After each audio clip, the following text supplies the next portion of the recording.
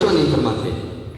تو دنیا ہم انسان ہیں, ہم اس کی طرف جاتے ہیں جو ظاہراً ہمیں ملتی ہے. تو سامعین محترم, رب نے فرمایا کہ مجلس قائم کرنے والوں کے لیے میری محبت لازم ہو گئی. یہ کس کا فرمان ہے؟ تاجدار کائنات آقا اعلان نے فرمایا اللہ خاطر مجلس کرنے والے. تو اب یہ پیغام بھی ہے کہ جس طرح رمضان المبارک میں اللہ کے لیے اگر بندہ بیٹھ جاتا ہے تو اس چھپے ہوئے بندے نے بھی اللہ کی خاطر کچھ نہ کھایا, اس چھپے ہوئے بندے نے اللہ کی خاطر کچھ نہ پیا, اللہ کی خاطر اللہ کے خوف سے کچھ جھوٹ نہیں بولا, اپنی بد زبانی نہیں کی, بد کلامی نہیں کی, اس کی خاطر اللہ کی خاطر. سب کس کی خاطر؟ اللہ کی خاطر. اگر رمضان کے مہینے میں ہمارے دل میں اتنا بیٹھ گیا ہو تو غیر رمضان میں کیا ہو گیا کہ وہ خوف کیوں دوبارہ نکل گیا؟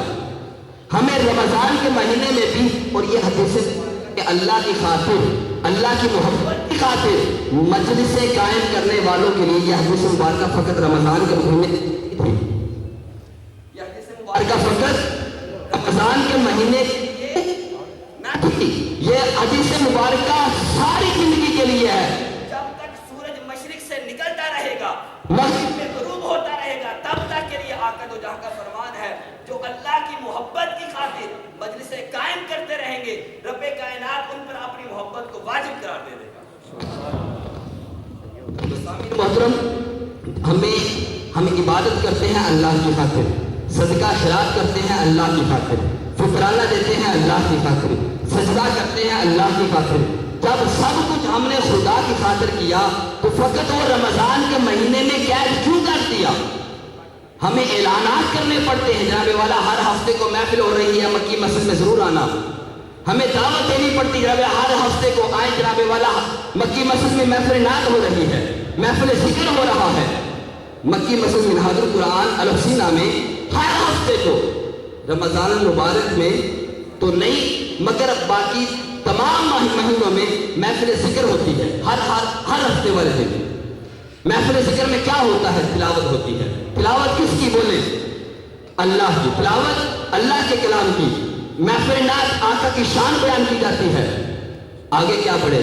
آگے آقا دو جہاں صلی اللہ علیہ وسلم کے فرمان احادیث مبارکہ سے بتائے جاتے ہیں, پھر ذکر کیا جاتا ہے. ذکر کے بارے میں سن لیں. آقا نے فرمایا, آپ صلی اللہ علیہ وسلم نے خود فرمایا, جس طرح زمین پر رہنے والے آسمان کی طرف جب نظر دوڑائیں رات کے وقت تو چمکتے ہوئے ستارے جس طرح ان کے دل کو بھا جاتے ہیں, اچھے لگنے لگتے ہیں, اسی طرح آسمان پر رہنے والے فرشتے زمین پر ذکر کرنے والوں کے لیے اسی طرح دیکھتے ہیں جس طرح زمین پر رہنے والا بندہ آسمان کے ستاروں کو دیکھ کر خوش ہوتا ہے. آسمان پر رہنے والے فرشتے بھی آسمانوں پر رہتے ہوئے زمین پر اللہ اللہ کرنے والے بندے کو دیکھ کر اس طرح خوش اور مسرت کا اظہار کرتے رہتے ہیں. تو یہ ذکر ہر ہفتے کو مکی مسجد میں کیا جاتا ہے.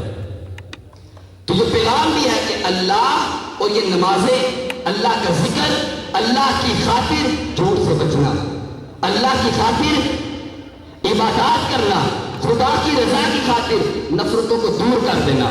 کوئی رمضان کے مہینے میں بھی گالی دیتا تھا تو کیا کہتے تھے؟ میرا روزہ ہے.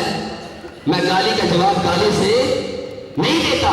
جب مکمل رمضان گزر گیا تو غیر رمضان میں بندہ مومن کو کیا ہوگا؟ صرف ہماری گفتیں بدل گئی, ہماری سمتیں بدل گئی. تو سامعین محترم, آج یہ محبت کے عنوان پر فرمایا محبت لازم ہے ان پر جو آپس میں ایک دوسرے سے محبت کرتے ہیں, اور محبت بھی فقط مسلمانوں سے نہیں غیر مسلموں سے بھی, محبت فقط انسانوں سے نہیں جانوروں حیوانات سے بھی, اور محبت فقط جانور اور حیوانات سے نہیں, محبت جس ملک میں رہتے ہو اس ملک کے قوانین سے بھی. یہ منہاج القرآن کا پیغام ہوتا ہے. محبت اللہ کی خاطر. کس کی خاطر؟ اللہ کی خاطر. جب ہم غیر مسلموں کو محبت کا پیغام دیں گے تو ان کو محبت کا پیغام زبان نہیں آتی, زبان کا مسئلہ ہے, تو کیا کریں؟ یہ حضور شیخ الاسلام ڈاکٹر محمد طاہر قادری کا عرفان القرآن جو انگلش میں تھا, اس کو یونانی زبان میں ترجمہ کر کے متعارف کروایا گیا پچھلے دنوں. یونانی زبان میں یہ ترجمہ عرفان القرآن, اور اس کی آسانی کے لیے آپ کو بتا دوں اس کی خاصیت کیا ہے کہ جب کوئی قرآن مجید کے اندر ایک معنی آ جائے, مطلب آ جائے, اس پہ حضور شیخ الاسلام نے آسانی کے لیے سمجھانے کے لیے بریکٹ لفظ لگائی کہ یہ موضوع جو چل رہا ہے آیت کے اندر، اس کا لب لباب کیا ہے، اس کے آگے والے مضمون میں کیا ہے، پیچھے والے مضمون میں کیا ہے. تو بریکٹیں لگا کر اور آپ کو اس کے اندر سے آدھی تفسیر مل جائے گی، تفسیر بھی ڈھونڈنے کی ضرورت پیش نہیں آئے گی. اتنی آسانی کر دی. محبت کا پیغام قرآن مجید لے ابھی موجود ہے، بعد میں آپ رابطہ کر سکتے ہیں. اس کے بعد دنیا کے وقت اندر سب سے بڑا مسئلہ اسلام کے نام پر لگنے والا دھبا دہشت گردی کا، جس کو داڑھی والا دیکھا دہشت گردی کا ٹائٹل دے دیا، جس کو اسلام کا نام لینے والا دیکھا دہشت گردی کا ٹائٹل دے دیا. تو حضور شیخ الاسلام نے یوں تو 600 صفحات کا فتویٰ لکھا، مگر اس کا خلاصہ اور اس کو لب لباب حضور شیخ الاسلام نے یہ بتایا. اور یہ جو لکھا یہ بھی یونانی زبان میں منہاج القرآن انٹرنیشنل یونان نے اس کو لانچ کر دیا تاکہ ہر یونان میں رہنے والا بندہ اپنی زبان سے، تو ہم نہیں کہہ سکتے کہ اسلام امن کا پیغام دیتا ہے، زبان نہیں آتی، دلائل نہیں ہے، قرآن مجید کی تعلیم نہیں ہے، احادیث مبارکہ سے پڑھا نہیں ہے، تو کیا کریں؟ یہ کتابیں ان کے حوالے کر دیں. آپ ان کو بطور تحفہ دیں. تحفہ دینے سے محبت بڑھے گی، تحفہ دینے سے محبت. اور کس کی خاطر؟ اللہ کی خاطر. جب اللہ کی خاطر ہم قرآن مجید بطور تحفہ ان کو دیں گے، وہ پڑھیں گے، اللہ رب العزت ان کے دل کے اندر وہ تاثیر پیدا کر دے گا.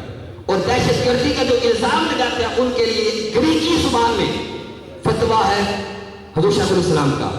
کبھی زندگی میں انہوں نے فتویٰ نہیں دیا سوائے ایک موضوع کے، وہ دہشت گردی، فتنہ خوارج. تو آج یہ عہد کریں کہ ہم نے آج سے امن کا پیغام دینا ہے. ہر شخص ملک پاکستان کا ہو، ملک بنگلہ دیش کا ہو، وہ اختیار غیر کے اندر وہ اپنے ملک کا سفیر ہے. کہیں بھی کوئی اگر غیر مسلم سے لڑائی ہو، امن کا جواب، نفرت کا جواب امن سے دے گا. اسی طرح اپنے ملک کا جھنڈا سربلند ہوگا. تو آج سے عہد کریں نفرت نہیں کرنی، اپنا ہو، بیگانہ ہو، پرایا ہو، کوئی بھی ہو، محبت کا پیغام دینا ہے، امن کا پیغام دینا ہے. مسلمان کبھی دہشت گرد نہ تھا، نہ ہے، نہ کبھی ہوگا. اسلام نے امن کا پیغام دیا. تو سامعین محترم، ہم دعا کرتے ہیں اللہ رب العزت ہم سب کو ہمیشہ امن کے ساتھ رہنے کی توفیق عطا فرمائے، ہم سب کو امن کا پیغام عام کرنے کی توفیق عطا فرمائے. جی ابھی فطرانے کا ایک اعلان ہے.